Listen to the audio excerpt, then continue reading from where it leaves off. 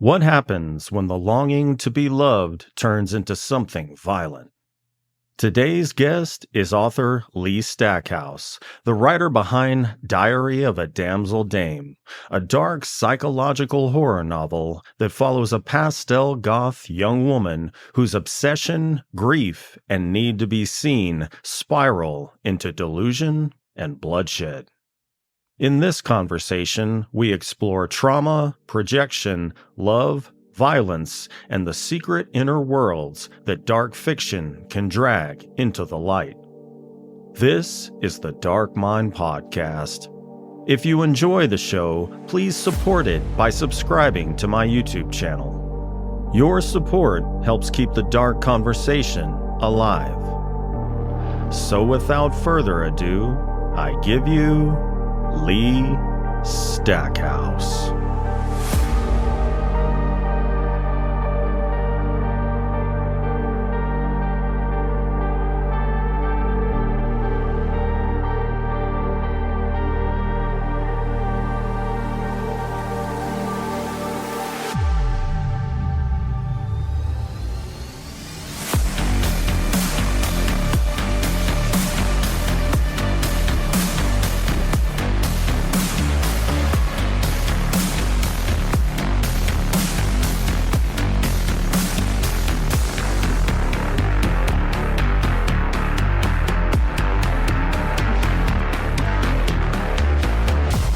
Lee, welcome to the show. Hey, Vince. Happy to be here. Thank you for having me. Absolutely. Thank you for joining me on this 23rd day of March 2026. I came across your work, Diary of a Damsel Dame, on Bookstagram and was immediately pulled in by the transgressive premise wrapped in a blood-spattered girly girl cover. The book itself turned out to be a tour de force of scathing introspection, horrific delusion, savage codependency, and the meticulous journaling of every detail. So I really enjoyed the ride and appreciate you joining me on the show today to discuss it. Absolutely. Thank you so much for the compliments. And that was an amazing description of the book.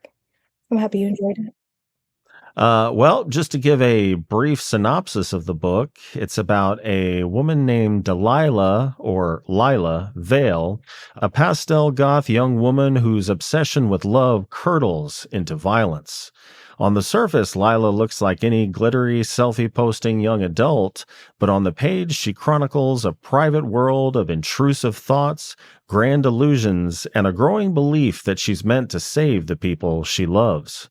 When she fixates on August, a sweet but broken man tangled up with toxic people, she decides the only way to protect him is to remove his tormentors one by one. And that is where the story goes off the rails. And just FYI, listeners at home, I kind of just described the truth according to Lila. So take that description with a grain of salt. So Lila's killings are described as having, quote, brutal precision and eerie tenderness. How did you develop that specific tone for her violence, and what does it reveal about her relationship with killing? I think they're really personal for her. Everyone that she chooses with intention. It's not really random. It's not something where she likes something superficial about them. It's something that she feels deep-rooted pain around, where she's sort of taking her own trauma and assigning it to someone else and attempting to heal her own brokenness by trying to save them in ways that she perceives they need to be saved. So there's a tenderness because you can see the trauma she went through as a child, as you kind of go through her flashbacks and things like that, and you develop a relationship with her by reading about her childhood and getting a better idea of the kind of person that she is, and then you can see why these killings become so personal for her.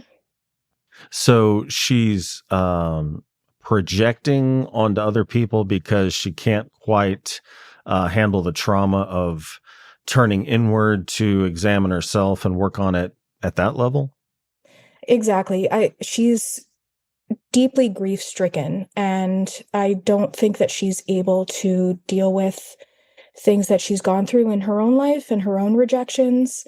And so she's still kind of in that phase of being in denial and going in between that and kind of like the bargaining phase where she just can't get past the reality of her own life. So she just starts projecting it onto other people. Gotcha. Well, A Diary of a Damsel Dame is about obsession, but it also feels like a story about the need to be seen. At what point did you realize Lila was not just hunting love, but trying to prove that her existence mattered? I think this is something that you hear about with real life serial killers when they talk about why they did what they did and their idea of being seen and being acknowledged and being recognized for it, or really for anything, and kind of carving that space in the world for them and in history to be remembered.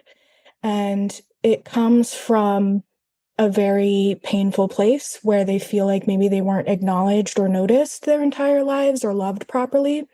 So they go to extreme measures in order for people to notice and acknowledge them. And so I think she's operating from that same kind of collective space that a lot of them share.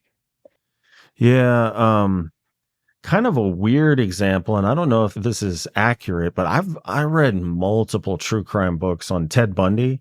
But I remember I watched a movie about him, and in the movie, when he's about to kill this woman, he is talking to her, telling her, like, I have your attention.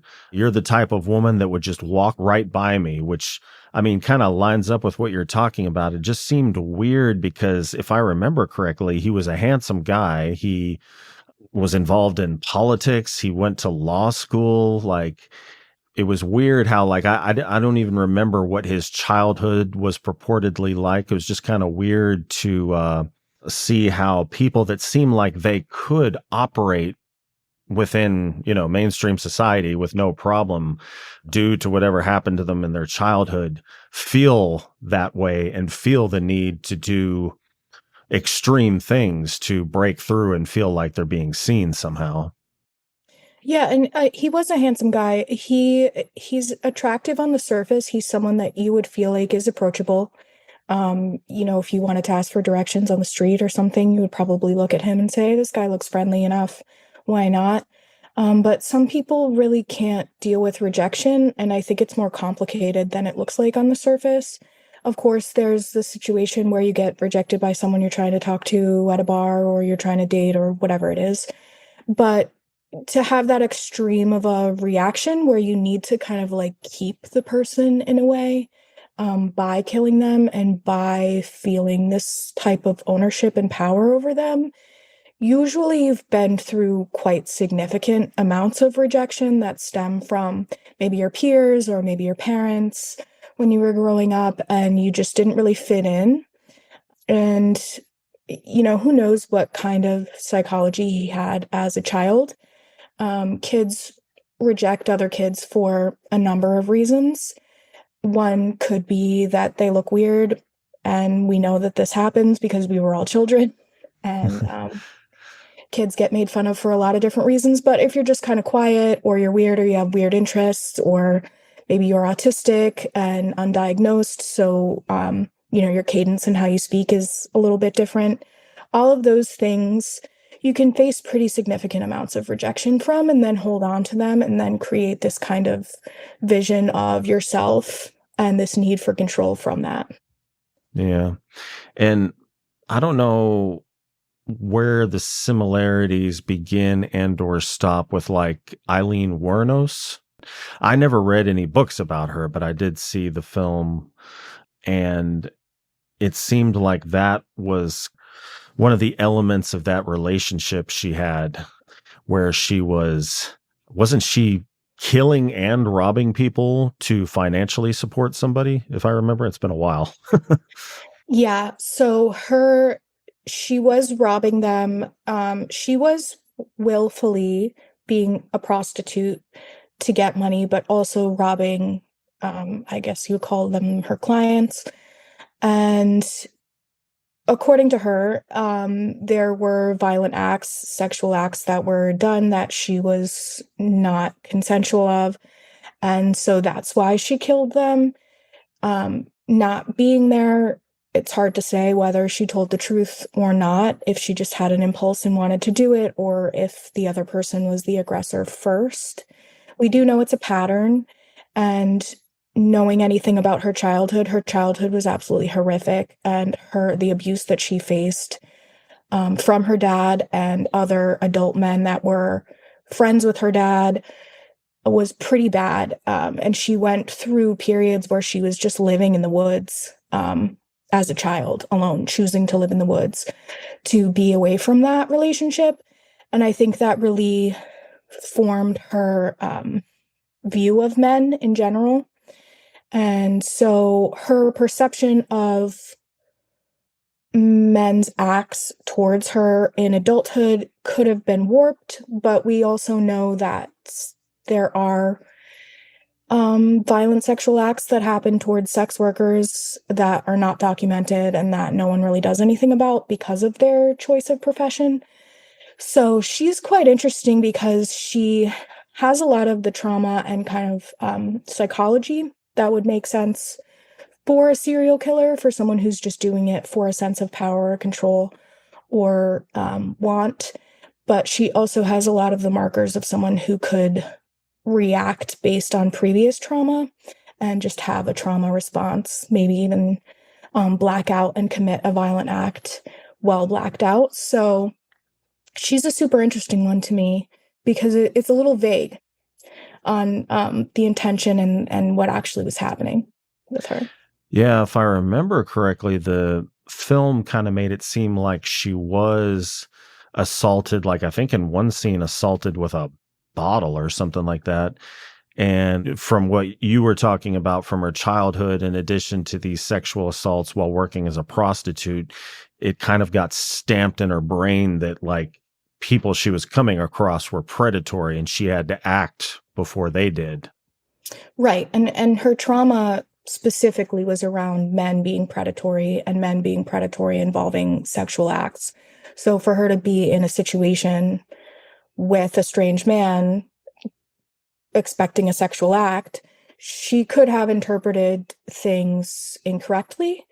But there could have legitimately been things that happened to her that she responded to, because she did also have clients that she didn't do this to. Oh, yeah. Yeah. So it was only a few specific situations. I'm not saying it's okay, but it wasn't like every single person where she was going out and finding them and picking them up specifically to kill them. Yeah. Yeah. Yeah. I mean, I think it's very plausible that she was fighting off predators in self-defense, and maybe some or all of those cases. Who knows? Yeah, but she just reacted a little too much. Yeah. Well, circling back to the book, Lila frames violence as protection. So what interested you about that particular psychological aspect, the idea that control can disguise itself as care? So I think a lot for her comes from her relationship with her mom, and the idea of violence as protection. It's something I think we all emulate, but we definitely see in parent-child relationships, even healthy ones, where if you feel like you need to protect your child or there's a threat towards your child, you react with anger or sometimes violence because you are afraid that something could happen to them. And because no one protected her and she didn't have that type of care when she was younger and she always felt unsafe, she has this need to protect people that she cares about around her to a point where it can become violent. I also think it's something just in general, we all possess that kind of emotion. We all get angry sometimes, and anger is a great example of that. You don't feel protected in that moment. You feel very vulnerable. And because of that, you act in some sort of violent way. Most people just yell, but something that's considered violent. So it's kind of like the complexity of the emotion of anger that we all kind of share, where it's a really misunderstood emotion and it's usually a very misplaced emotion. So I really wanted to bring light to that and maybe even make her a little bit relatable because of Mm. that.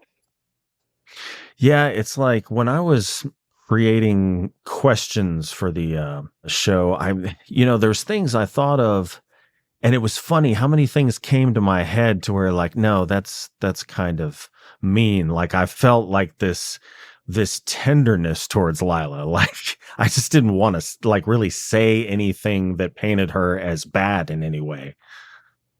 Yeah, she has that kind of like love hate, very complicated type of personality. It's very polarizing, where in some moments you're like, wow, I've had these thoughts. And then other moments you're like, man, I wish that that didn't happen to her. That's so sad. And then 5 pages later, you're like, how could she do that? And then you're mad at her. But I think that's what makes her seem so real because people are so complicated like that. Mhm.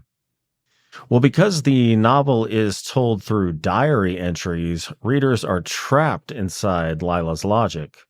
What does that format let you do with intimacy and self deception that a more traditional narration could not? I think so much would have been missed in the book if I hadn't done it like that. It's almost, if you think about your own inner world, how many thoughts you have all day, things that you're thinking that someone else may not even know that you're thinking, or they have this other perception of you that's totally incorrect and not like your real personality at all. We all have these very rich and secret inner worlds that we only share certain parts of. And depending on your relationship with the person, you might share more, you might share less. Um, but if you think about it, if someone wrote your biography, right, and they had only read things about you, it would be informative, but it would be nowhere near as informative as you describing your own experience and your own emotions and your own thoughts at that time that are invisible to other people. Yeah, I've said it a few times before, probably more than a few times, but the Jungian shadow self, and the point is not to suppress it, otherwise it pops up in really horrific ways, like the BTK killer. It's not to be immersed by it, not to be consumed by it, but to integrate with it. And I think what I'm doing, what you do, what any creator involved in horror is doing is integrating with their shadow. Absolutely. She has a difficult time integrating her shadow and she's letting it consume her. She sort of views it as like this other thing that's controlling her rather than her controlling it or trying to understand it. And we see that get worse and worse as she begins to dissociate more and slip deeper into psychopathy as the book goes on.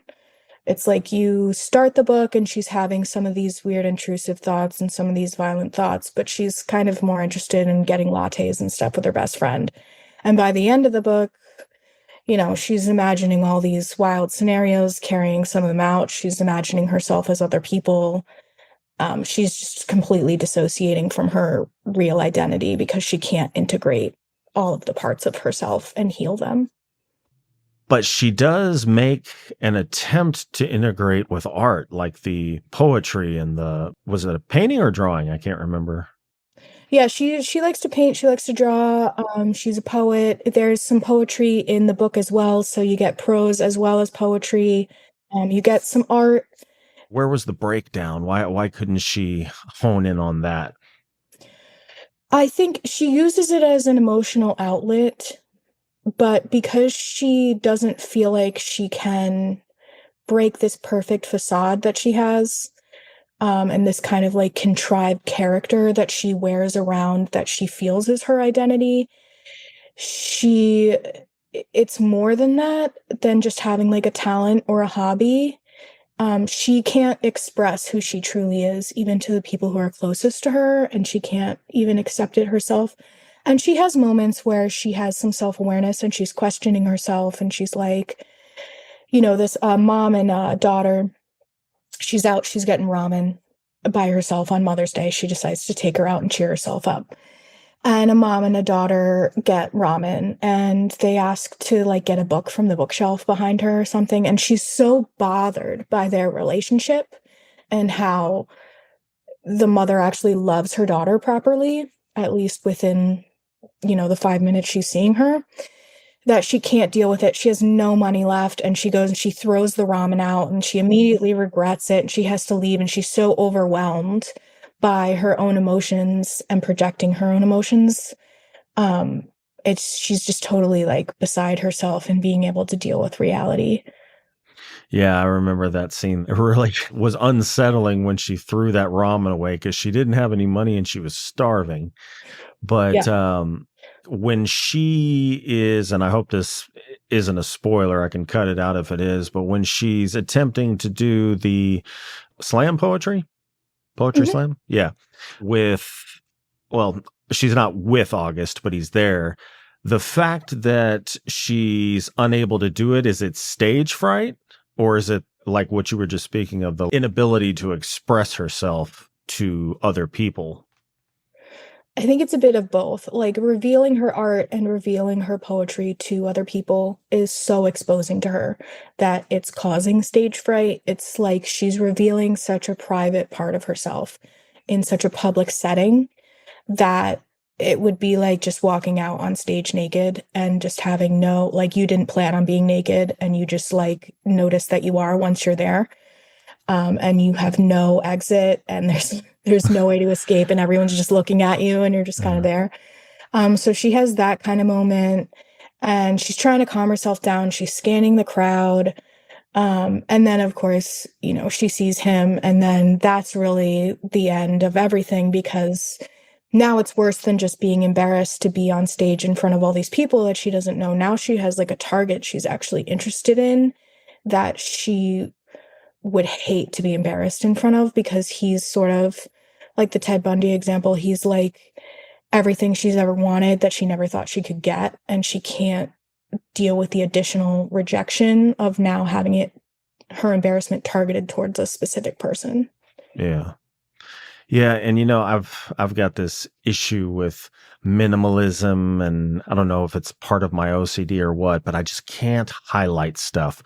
But I really wish I could have highlighted some stuff in your book, because she had some of the most pithy aphorisms that were just like, man, that's freaking awesome. And I wish I could have highlighted them and given you like my top 5, because they were all throughout that book. What was your process with coming up with those? Do you just get in the flow and that stuff starts coming out, or?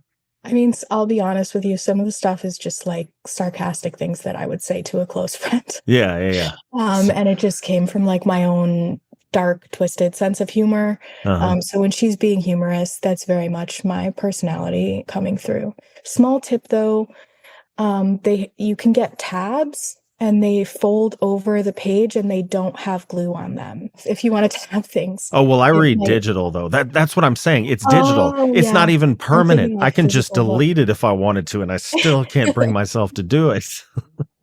I get it. It feels a little sacrilegious, like you're like marking up the book or something. Yeah. Yeah, it just, I hate clutter. And even though it's digital clutter, it's not even real clutter. I don't know what it is. It's Yeah, pathological. I've got her issues. apartment would drive you insane. Well, August is described as a gentle person surrounded by people who take advantage of him, or at least that's the way Lila describes him. In your mind, is he truly surrounded by predators, or is that perception more of Delilah's projection? I think some of his problems are realistic enough that they're situations that a lot of us can relate to. Having a boss that takes advantage of you and your time and expects more of you when you say you can't give it, right? Having, an ex that hurt you in some way, that, betrayed you and lied to you, and you guys broke up on bad terms. Um, Even having, his relationship with his mom is fairly normal, but there are some issues he shares with her, like from his childhood. She had distant periods where she was drinking more. for whatever reason. Sometimes your parents are almost getting divorced and you don't even know, and one of your parents is kind of distant and you don't know what's happening because you're 8 years old. And then you kind of grow up and you can see your parents as like full adult human beings with all these complexities. And you understand more why they did certain things when you were a child that you were deeply hurt about.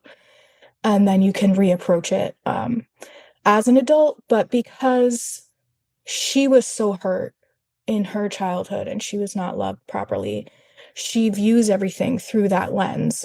So, the trauma that she faced with her parents and with substance abuse issues that they had, and neglect and abuse and things like that, if someone else mentions that their parent may have had similar issues, she's going to immediately jump to an extreme where she feels like it's like what she went through. But it could just be his mom was crying a lot, was depressed, and drinking wine for 2 years or something, which isn't a great relationship, but it's also not the same as what she went through. So his problems are relatable, but I think normal traumas that a lot of people have, and hers are not. And so she can't see the difference. Well, August could easily have been written as just a target or a fantasy object, but he also represents something Lila wants to possess and repair. What did you want him to reveal about her that she could never admit directly? That she doesn't understand reality for what it is. And in a way, none of us do. We have our own reality that is shaped by all the experiences we've gone through. So what she thinks he's going to do, how she thinks he's going to perceive her actions, and even his feelings about her are all from her own warped kind of lens that are not rooted in how he's actually acting. And it's a little bit like being in a stage of limerence where you're so infatuated with this other person and they're just kind of nonchalant about it. Like, you're really not that important. You're important, but you're not like on the level that you might be feeling about them. And so she's more like in this twilight phase where she thinks she understands how like he's going to love everything that she does for him, and doesn't understand how a normal person would react to the things that she thinks she does for him. Yeah. Kind of almost like a love addiction or a limerence addiction where she's getting off on romantic intrigue. Right. Yeah, exactly. And she thinks he's just going to be so obsessed with her and like head over heels over the things that she's done for him. Like, she's saving him in a way. No spoilers, but her idea of how he's going to react and how he reacts, there's a difference. Yeah, some people will shower you with, not even talking about what's in the book, murdering people and stuff like that. Some people will shower you with gifts to control you in a sense. Absolutely, yeah. And, it's a legitimate love language, but it can also be used as a manipulation tactic, especially with narcissists who are in kind of like the love bombing phase. And they gas you up and they put you on this pedestal, and they're either full of compliments and they're buying you all this stuff and they're being so nice. And you're like, wow, this is incredible. Mm-hmm. No one's ever treated me like this. And like somehow don't notice during that phase, like this is a red flag. You're just like, yeah, of course this person thinks I'm awesome. Like, why wouldn't they? And then you kind of find out later, like that they were just trying to manipulate you to like them and like see them as better than who they actually are. Yeah. Well, not to get too personal, but you've described the novel as having, quote, the raw emotional grit of personal truth. Without asking for specifics, how much of Lila's emotional core was drawn from something real that you had to excavate from within yourself? Some of her childhood trauma and some of her flashbacks are based on real things that happened to me and real memories. In some ways, her life is worse. There's a few things that like I didn't go through that I wanted to add for her character. In a lot of ways, I hate to say it, but her life is better, and her outcome and her decisions are just in a completely different realm than anything that I would ever do. But I wanted to show like the beginning and like the becoming, and how abuse breeds abusers, and it can also breed people who would never hurt a fly. Like there's two extremes, right? And to show like the full cycle, and where does empathy start and end? Where does hate start and end? Even people who were abused, I mean, they at some point understand that their abusers were abused. And so it's like this never-ending cycle unless you have the self-awareness to kind of break it. And the heart too as well, because you can easily have your heart hardened by the experiences that she's gone through. Mm-hmm. Well, your work digs into trauma, identity, power, control, and psychopathy. When you were writing Lila, how did you keep her from becoming just a bundle of symptoms instead of a full human being? I wanted her to be really complex.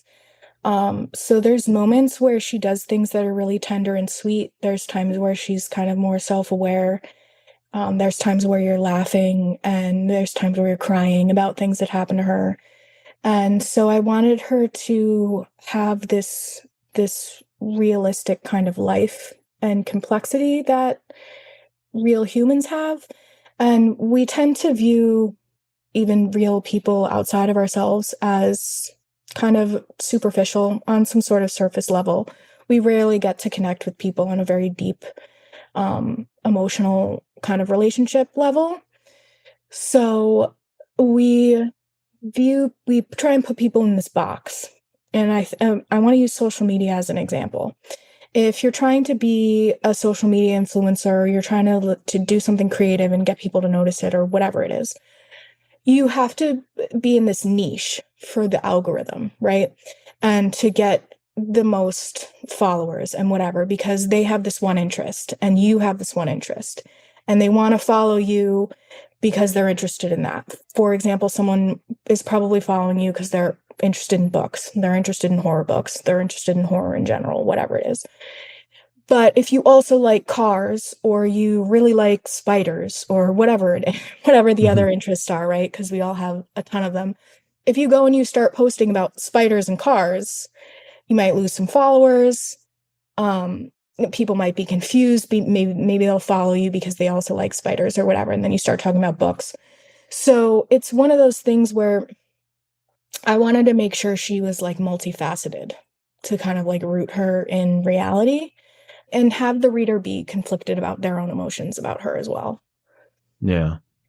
Where did this is kind of like off in the weeds, I guess. Where did her aesthetic come from? Because whenever she was going to go somewhere, there was always some attention paid to what she put on, kind of a slow description of what she had, and the way she donned it is maybe like Patrick Bateman talking about, a designer suit or something like that. But she was talking about corsets and her eyeshadow. Yeah, so I think for her, there is this moment where she's at Disneyland as a child, and she's meeting all the princesses, and she's seeing how they're kind of like dressed up and beautiful in this way that fashion can be a costume. And so she starts to be attached to that idea because it's sort of like a mask, like a protective outer layer that she can wear, that makes her almost like a caricature of a person, because it's such extreme fashion where other people will start to just view you as the fashion rather than like the person wearing it. And she likes that idea, and she likes that that's her normal, and that she can wear normality now as a mask, because everyone would expect her to be this kind of like pastel goth Lolita person that's really like maximalist and has all these layers on. If she has no makeup and just a sweatshirt, you would never recognize her. So it's interesting how instead of trying to blend into the crowd and not be noticed. She's noticed all the time, and then when she doesn't want to be noticed, she uses kind of everyone else's tactic of how to not stand out and not be noticed and not get attention. So it's an interesting difference. It's kind of like the idea of like the killer clown, but she's opposite. She's kind of like a clown normally. Uh-huh. So she does it to be seen when she feels the need to be seen?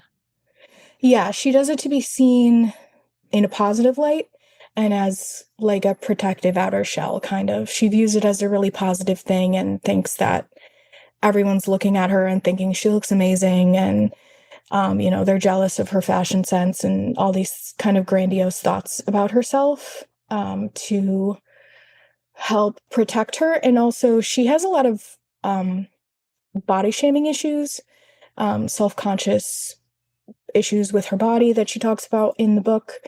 And so wearing this kind of play between like sexy and almost childlike is protective to her, because she's sort of like expressing the two parts of herself that she wants acknowledgement for at the same time. And it kind of represents the two parts of herself that hurt the most as well.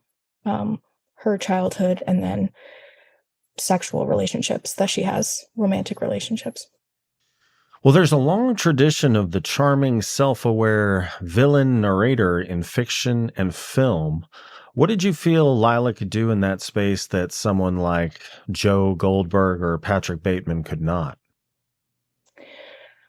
Well, I think the switch up of her sort of like wearing a costume as normality, whereas they come off as very clean and put together and normal, and they don't want to stand out, right? They want to look presentable, right? They want to look put together all the time, but they don't want to stand out in a way that would ever make someone think they're crazy, right? She totally wants to be seen that way. And so it's a little bit of the opposite kind of psychology there. But I also think the time to really look at what a female villain looks like is no better than now. This isn't meant to be like political or anything. It's just an observation of literally what's going on in the world. But if you look at someone like Ghislaine Maxwell, she doesn't look like a predator, right? She's attractive. She's presentable. She also looks like someone you would go up to on the street and ask for directions. She looks like if there were a horrible catastrophe going on and you had to leave your daughter with someone close to you, you might pick her. And so it's interesting to look at Lila from the lens of like, you would never suspect anything from this girl. She's like wearing a frilly skirt and reading manga and drinking matcha or whatever, you just be like, yeah, cute. Like, it's a girl in her 20s hanging out with herself. You wouldn't think too much about it. So I wanted to bring that to light of like, what does a predator look like, right? I think we're not really that shocked if there's a picture of someone and he looks like Patrick Bateman and you're like, oh no, he ended up being a psychopath and he's a serial killer. You're kind of like, yeah, okay, I get it. I've seen that. But if you saw someone that looked like Lila, you might be kind of surprised and taken aback. Yeah. It's like they say it's kind of a meme at this point. It's always the quiet ones. Exactly. She's exactly the kind of person you would never suspect, and that's exactly who she wants to come off as. Well, the trigger warnings on the book are serious and specific. What are your thoughts on the responsibility a dark fiction writer carries toward readers who may be living through the very things the story depicts? Like, I've heard some people say, like, well, they'll say, trigger alert has extreme violence and situations or whatever in it. They don't want to get specific because it's almost like you're listing spoilers. Like if you put child death and then the synopsis says it's about a man and his child, well, maybe not necessarily that child's going to die, but it may be what happens. So what are your thoughts on just trigger warnings in general and kind of the minutia of the way they're applied? So for me, of course, I would love to grow readership and for the book to be successful and get out there. But it's much more important. I never want to make a sale that's going to make someone really uncomfortable or have like a horrible traumatic flashback or break or whatever it may be. So I want it to be as transparent and specific as possible so people knew what they were getting into. It's certainly not as bad and graphic as other books that also have these kinds of trigger warnings. So some people may say, like, this wasn't even necessary to mention. But these can be really sensitive topics, and it can also be kind of therapeutic for people as well. So they may be interested in the trigger warnings and find it to be appealing in a way. They want to read about people that have gone through similar things so they can kind of process and feel less alone in that situation. So in some ways it's a selling point, in other ways maybe it's a deterrent, but I just wanted to be honest. Yeah. Yeah. I mean, I was speaking of it in terms of it dissuading people, but yeah, I can see it being attractive if it's something specific enough that people are like, oh yeah, I'd like to listen to somebody else's portrayal about that particular situation. I went through it to see it happen in a fictional sense through the interpretation of somebody, of a writer that may have gone through the same thing themselves and are cathartically dispelling it themselves. That Yeah. might be something that can be therapeutic to the reader. Yeah, some people read trigger warnings like it's a menu. Like they're excited about it. They pick the book specifically because they have certain triggers. Some people just have no triggers and they just totally glance over it and they don't care. I have had people comment when I'm sharing the book, like on Facebook, even today. Someone commented that the trigger warnings were just too much for them and they didn't think that they would be able to handle the book and they would have nightmares.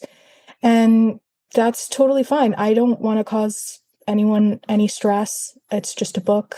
It's fiction. And it's not meant to cause any serious negative emotions in anyone's life. Well, we've kind of touched on this already, but I guess specifically the way readers have described feeling both repulsed and strangely protective of Lila, like me in general, like when I was writing questions, I was like, I just don't really want to say anything like bad about her. I feel, I guess that's a good description, protective of Lila. So what specific vulnerabilities did you insert into her character to earn that conflicting empathy? I think the flashbacks help because you can see her as a child, and no matter how children act, and she doesn't necessarily act negatively as a child, but no matter how children act, we're still protective of them, right? And if someone does something horrible to them, we react pretty negatively, in general, like people don't like that. So I think that helped build some like sympathies for her. Because you can see how hurt she was and the damage that caused her to become how she is. But you can also see really tender moments in her adulthood, in her relationship with her best friend, even in the ways that she wants to care for August, even though she may not carry them out in a healthy way. You can feel that she thinks she's doing the right thing. So really making her deep and have a really rich inner world and have a lot of history to her. So you build this connection with her first before she starts going too off the deep end. And it makes the things that she does not acceptable, but you're more understanding of how she got there.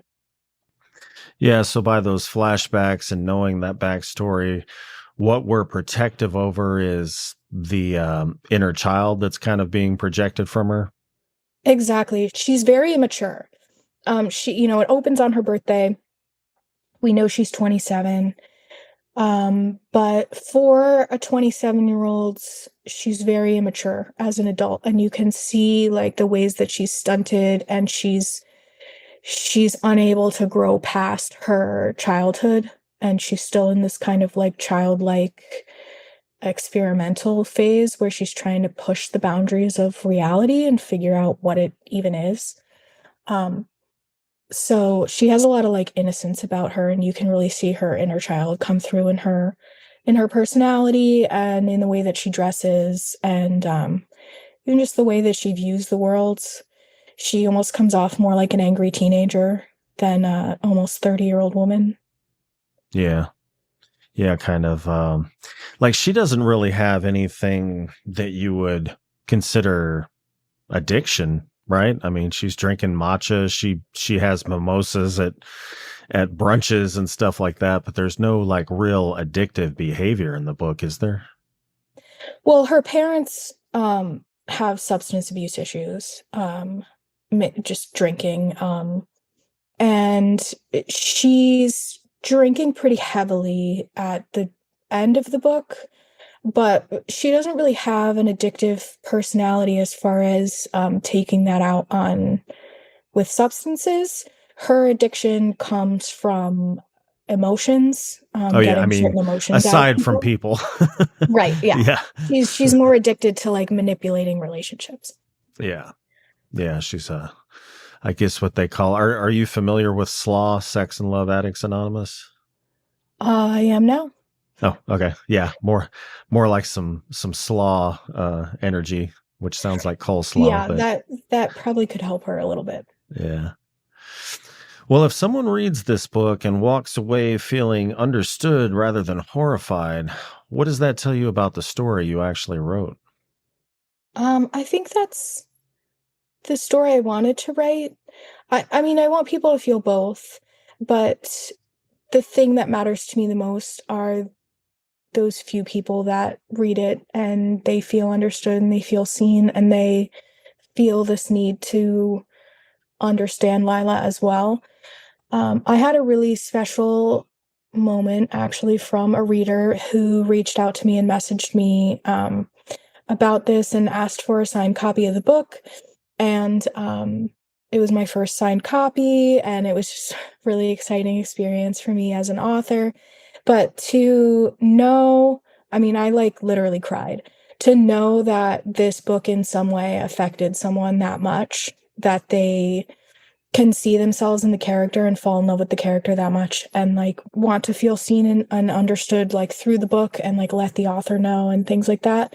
That was a really special moment for me. Hmm. Well, I second that emotion. It was a great book. Listeners at home, buy it, read it, review it. Do not spoil it, or Lila will come for you. No, just playing. Do not spoil it, though. So some of your other work, you are contributing to a horror anthology alongside, I don't know if it's just Charlie Walls and Brian Foreman or if there's others involved as well. Yeah, in that specific project, there is 11 people currently in the whole group. And it's really exciting. I'm a new author. Networking with and building relationships with other authors is really rewarding and fulfilling. I'm learning a lot from them. And it's just a great experience to build relationships with other authors and, see who you jive with, see who's on like the same creative wavelength as you and things like that, bounce ideas off of each other and collaborate in those ways. So it's been really rewarding. This is the third group project I think I've done. So they're pretty cool. I like them. Well, with those collaborative projects, have you seen any sort of, at least when you're involved in them, any sort of change in how dark or experimental you're willing to be? This is a funny question because the very first one, um, which this project is not happening anymore for various reasons that's not related to this instance, but my portion, my chapter in the book was kind of like a book where you took everything that happened, and then you just continued writing it, and each person got a chapter type thing, or 2 chapters. My chapter was a little more gory, I guess, than maybe some of the other authors were expecting. So, I went back and I edited some of those things, some sensitivities that people had, or if they had questions, I made, an obscure ancient pagan religious reference or something like that only I would get. Things like that, like I edited out. But some of those things are like a developmental editor would have probably called out anyway. So it's also like good to just have someone's opinion, Yeah. So when you say developmental editor, they're like a souped up beta reader almost. Oh, so okay. There's like people that do like line edits and like grammar, punctuation, things like that. And then there's developmental editors that will look at the piece as a whole and say, like, here's your plot holes. Here's what's missing from this character. This part was confusing. This will turn off readers for these reasons. This is insensitive to this community. Maybe you didn't realize, but like this term or something obscure, things like that. And then you can go in and kind of edit it. So as a whole, was the issue like the amount of gore or violence was just not in line with the rest of the book? Like nobody was going that hard, then all of a sudden it went that hard, and then it just kind of tapered off again? Yeah, it was a little bit, there wasn't really much gore or violence before that point. I was trying to give the character like a motive. Something like really serious that happened to this person that would make them be that type of crazy. In this specific storyline, the main character is like serial kidnapping children on Halloween night. And a lot of her personality is centered around like wanting a child and needing a child. So she's not really kidnapping them to hurt them or anything like that. She's kidnapping them to like possess them because she wants a child. So there were also like some violence towards pregnant women that were happening in the chapter that I wrote, things like that. Yeah. And she thinks she loses the baby, and then the baby is actually fine, and an older child that she sees and things like that. So I removed kind of anything that had to do with like the violence towards her and her biological child. Gotcha. Well, let's see here. You have projects moving through horror, dark romance, sapphic horror, domestic thriller, and even pirate horror romance. What do all these stories have in common for you beneath the genre labels? They're definitely all very different from each other, but I like the emotional depth that you can explore within these genres, and the amount of character development that you can do from the beginning of the story to the end of the story as they're kind of going through traumatic events and things like that.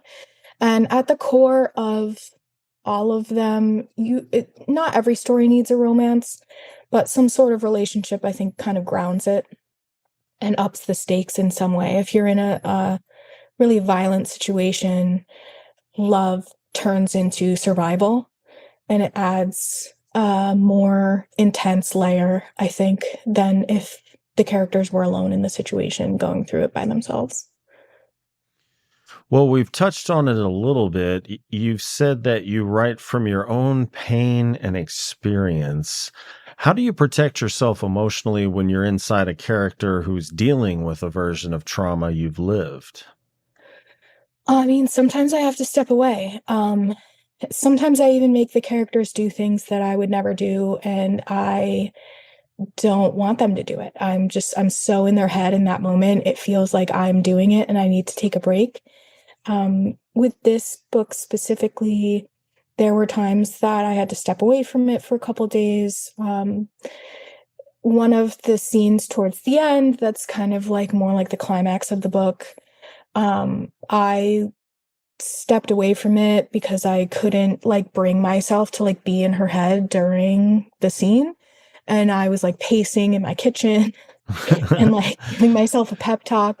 So I think it's one of those situations where like you need to be tender towards yourself as well and realize that like some of these things, if you need to take a break, you just need to step away from it, come back in a couple days. Some people take years before they come back to a manuscript.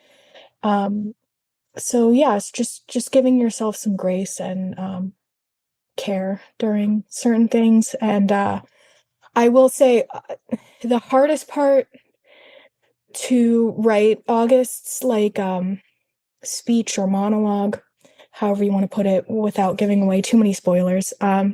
But towards the end that he gives about his mom was by far the hardest part for me to write, because I had a difficult relationship with my mom, but she passed away like 2 years ago. And so there's been a lot that's happened also that was connected to that made my life kind of like fall apart in so many ways that were out of my control. And so it put me on this wild path where I barely had time to like process the trauma. And within that moment, I think I like started to heal through that moment with him, for him. So yeah, just taking time. I'll cry while I'm writing. I'll cry while I'm editing, like if I need to. Sometimes I'm laughing. Sometimes I'm pacing in my kitchen. I just kind of let myself have whatever emotions are happening, and then come back when they're more level. Do you have anything that you watch as an emotional palate cleanser? Like the one thing that always sticks in my head is Judith Sonnet. She writes some fucking extreme stuff. And she said when she gets into some really dark stuff, sometimes she has to quit and she watches the Munsters. You know, the old black and white Munsters? So I love that because I couldn't find it. I wanted to wear my Munsters shirt today. Oh! I really did, but I couldn't find it. But that's an amazing palate cleanser. Yeah. Do you have any shows you watch? Mine, this is going to be a weird answer, but I love Gordon Ramsay. I'll watch any Gordon Ramsay show. And I really like Hell's Kitchen, which is also weird that my palate cleanser is like watching somebody yell at other people. But I love it. I don't know. I just think it's hilarious, and I'm really inspired by his backstory, and like that's kind of like this persona he puts on as well. So many people who know him personally and his family members and everything are like, he's nothing like that.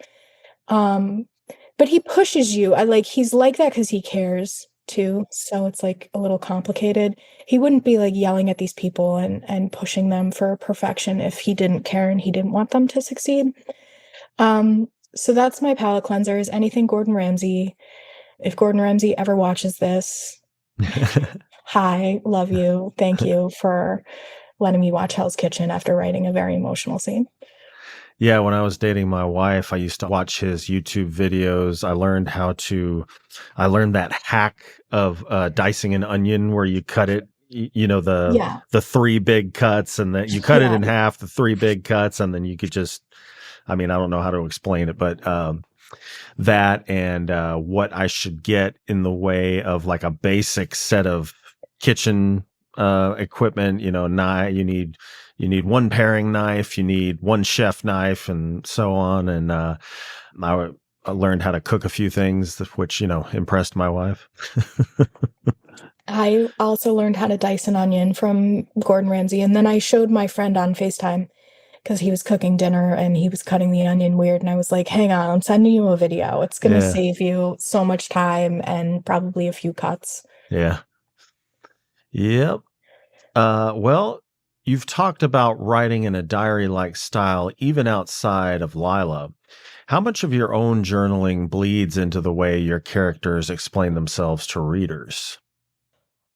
I think, that was really my first experience writing, whether it was fiction or it was just me like processing what was going on in my life as a little kid. And it was something I carried into adulthood, and those things that you just don't feel like you can talk to anyone about, or maybe you just don't feel like you're at an emotional place to even be able to understand them enough to talk to someone about.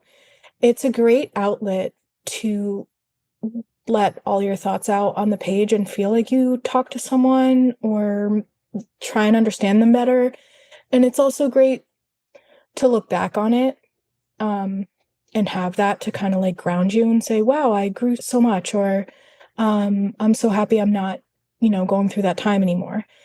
So I think just having my own relationship with it and understanding like the emotional outlet and the growth and self-reflection and everything that comes from it helped me shape what I wanted her to write in her diary and how I wanted her to write in her diary. And just like the raw honesty that can come with a private space like that. Well, you design book covers yourself. So, how does thinking in visual symbols and immediate impact influence the way you construct a scene or a character's defining trait? And I guess I probably should have asked you beforehand. Could you tell us a little bit about the cover here? Sure. Um, this is actually a second cover. I had a different cover first, which I knew there were issues with, but I kind of published the book maybe a little prematurely. It was a debut, and I don't know. I would do things differently now. I've learned a lot. But while designing this, I wanted her personality to come through. I wanted it to be a really kind of like a resting image where you're not really sure what you're looking at. It's a little bit little girl-like, but it's clearly like a Lolita wig that like an adult anime woman might wear. It's also laid out with the blood and everything, almost like evidence. Hmm. Where, maybe it's an object that would be like left behind or something like that, that would kind of like make you onto her. And wigs in general were like such a theme in the book. So I wanted that to come through. And then I wanted like a weird handwriting kind of font to just give her like personality and the fact that it was a diary and everything like that. So I did think about like each individual piece and how it would kind of work together. The wig, I do have the old cover. The wig was always like a central piece to it. I just wanted the font to be easier to read in thumbnails and give you a little bit like murdery vibes with the blood splatter. And then, sorry, you had another part of the question. Yeah, since you do design the covers, how does thinking in visual symbols and the immediate impact influence the way you construct a scene or a character's defining trait? So for me, reading or writing, I play out things in my head like a movie. So I'm kind of like barely seeing actual reality most of the time. So it's almost like I let my own imagination inform what I write more than what I write is informing my imagination, if that makes sense. And then sometimes the covers come after. Like this one, I'll write the story first and then I'll kind of choose the elements that I want to bring out. And sometimes I'll make the covers before. I'm like in the zone and I'm having fun designing things, and then I'll develop a cool idea from a cool visual that way. So I just kind of let it happen organically. I also was a art director, creative director in advertising for like 16 years. So I have that kind of like graphic design background already as well. Yeah, so you kind of share that with Lila. Yeah, yeah, exactly.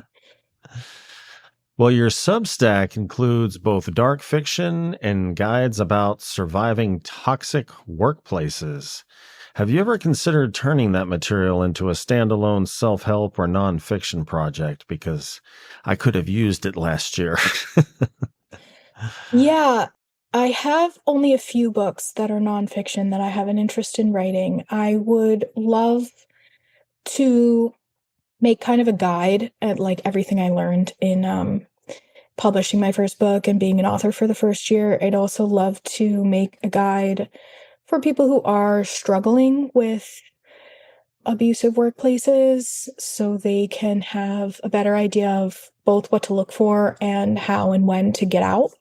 But I also think that I'd love to write a memoir someday, like later on. I mean, I'm sure I have other chapters in my life that haven't happened yet, so we'll wait for those. But the toxic workplace chapter will be quite a long one, maybe more like an act or two.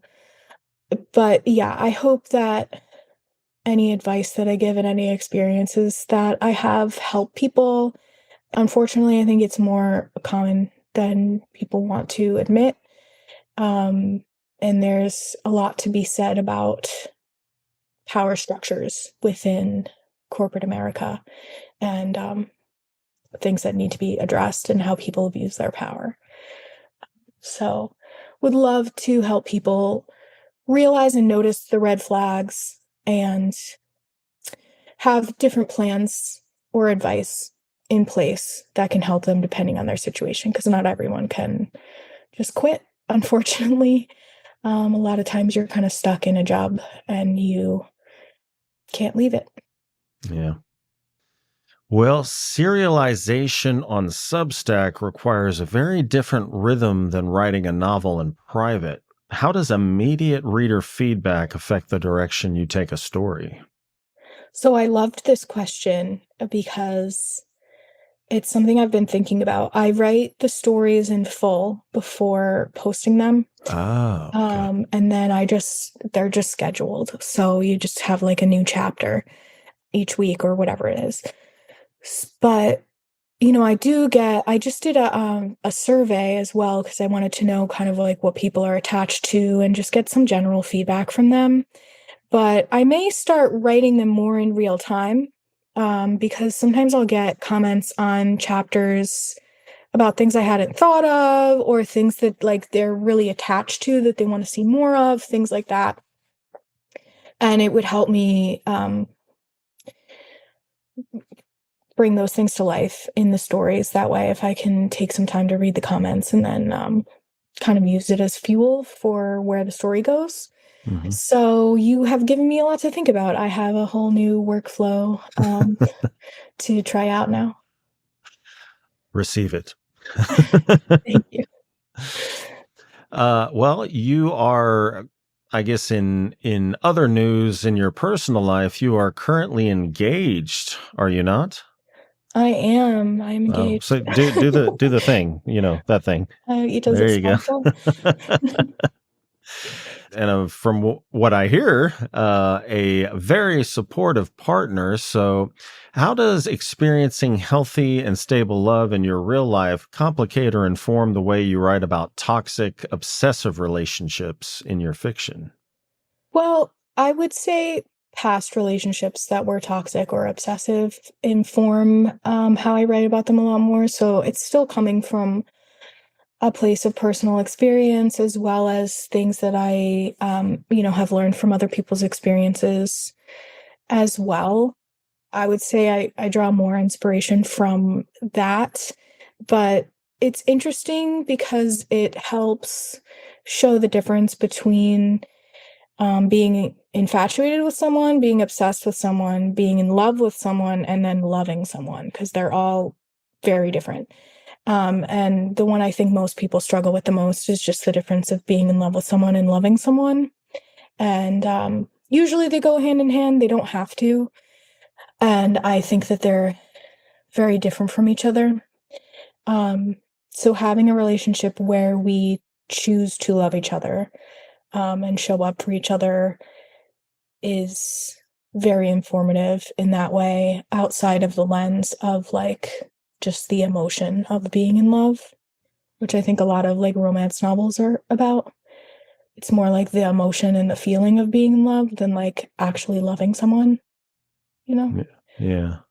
So you've never been derailed, like been writing a scene where it's just like, some toxic relationship dynamic and they come up behind you and say, "Hey, schnookums," and kiss you and you're like, "Damn it."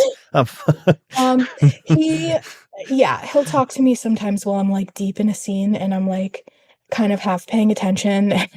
I feel bad because I don't want him to feel ignored, but I don't want to like lose my train of thought. Uh-huh. But it is kind of like I'm in the middle of imagining this scene and there's like blood splatter and there's like all these things going on. And then he's like, what do you want for dinner? I was thinking, oh my God. Verbally abuse me. I need help. So yeah, it kind of takes you out of it a little bit, but like, obviously he's a real person. And so more important than whatever fictional scene I'm trying to come up with. Well, that taken into account, what is the life of Lee Stackhouse like outside of writing? At the moment, a little bit boring. We're living in the middle of the woods in Vermont. But it used to be very exciting. I lived in New York City for like 16 years, and I was doing things all the time. I went to a lot of circus shows and like freak shows and drag shows and weird like performance art shows, galleries, concerts, music shows, whatever. I was down for it. House parties. I don't know. I was just down for it. And I was doing a lot of living. I've done a lot of living in New York, and got the opportunity to travel to a few countries and things like that. That was really interesting. I love traveling and experiencing other cultures. So anything live, though. I prefer like in-person relationships, in-person events, things like that, more than TV and movies and things. Yeah. Yeah, I mean, me and my wife, we haven't been in a while, but we like going to, the theater, the Alley Theater and the Symphony and stuff like that. But I don't know, the house you said Vermont in the woods? We are in the woods in Vermont that at the moment. Sounds fantastic. Yeah. As long as you've got good internet, that sounds fantastic to me. The internet's usually pretty good. Sometimes it's out like snowstorms and things like that. Oh, well, yeah. But yeah, I mean, I'm getting a lot of writing done. I will say that. It's nice and quiet, and there's a beautiful lake, and there's some farm animals here. It's nice. It's very peaceful. It's a very different type of environment, and it's an amazing place to be able to have written my debut novel in, and it's very inspirational here. Pretty sure Stephen King lives in the middle of the woods and writes all day. Oh, he's got his own goddamn island. Yeah. All right. Well, Lee, it has been a pleasure talking with you. It has been wonderful to be here with you on this podcast, and I just want to thank you so much for taking the time to read the book and to reach out to me and interview me, and thank you so much. Absolutely. So as we bring the show to a close, is there anything you'd like to plug, reiterate, or let your readers know about? One thing I would love to mention is it's very short, but if anyone is interested, I had a short story of mine read on another podcast, the Atomic Voodoo Lounge podcast, which you can find on Spotify as well as I think Apple Podcasts. And I am featured alongside a few other very talented people and bands on episode 12, or you can find the individual episode, which is called Doe Eyes. And it's just a couple minutes, little short story, but get a little bit of a sense, if you haven't read the book yet, of just like my writing style. And it's a twisty one, so I hope it's entertaining. All right. Sounds good. Well, listeners at home, all links are in the description. And Lee, thank you again for joining me. Thank you so much. And thank you to everyone who tuned in. If you enjoyed today's episode, please be sure to like, share, and subscribe to my YouTube channel. Be sure to tune in next Tuesday for a new episode featuring the best and brightest authors and filmmakers of dark literature and film. So until then, stay healthy, stay sane, and as always, thank you for listening. See you next time.